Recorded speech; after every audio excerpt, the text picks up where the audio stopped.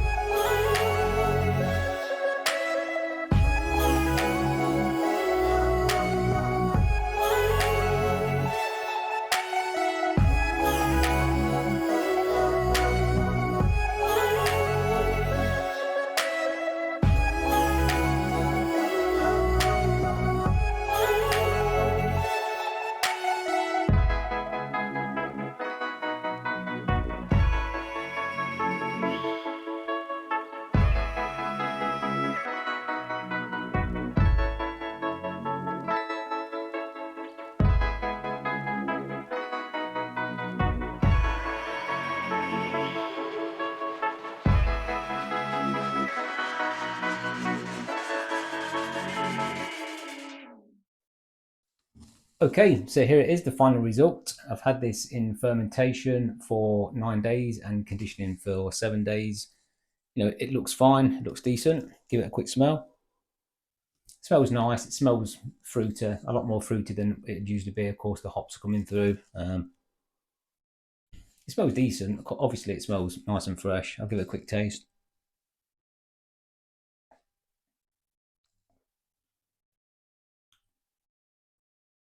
It tastes very good. It tastes nice and refreshing. It's got quite a depth of to the flavour. It tastes good. It's got really quite a fruitiness with the USC hops coming through. The strength is nice.